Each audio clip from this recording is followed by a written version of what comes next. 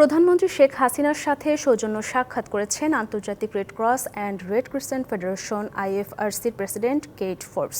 বুধবার সন্ধ্যায় প্রধানমন্ত্রীর সংসদ কার্যালয়ে এই সাক্ষাৎ অনুষ্ঠিত হয়।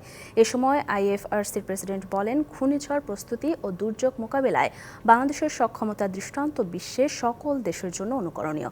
তিনি বাংলাদেশ রেড ক্রিসেন্ট সোসাইটির ভূমিকার প্রশংসা করেন। বলেন, 11 লাখ রোহিঙ্গাকে আশ্রয় দিয়ে মানবতার উজ্জ্বল দৃষ্টান্ত স্থাপন করেছে বাংলাদেশ।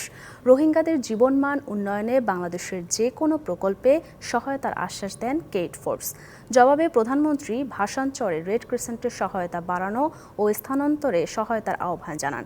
এ সময় আইএফআরসির প্রেসিডেন্টের সাথে ছিলেন বাংলাদেশ রেড ক্রিসেন্ট সোসাইটির চেয়ারম্যান ডাক্তার MU. Kabir Chowdhury, vice chairman Lutfar Rahman Chowdhury Helal, treasurer MA. Salam, আইএফআরসিসির আঞ্চলিক পরিচালক আলেকজান্ডার ম্যাথিও, যোগাযোগ উপদেষ্টা সুজান মালিন্দ্রুনো, বাংলাদেশ প্রতিনিধি আলবার্টো মোকানাগরা, গভর্নিং বোর্ড সদস্য এম. মঞ্জুরুল ইসলাম এবং মহাসচিব কাজী শফিকুল আজম।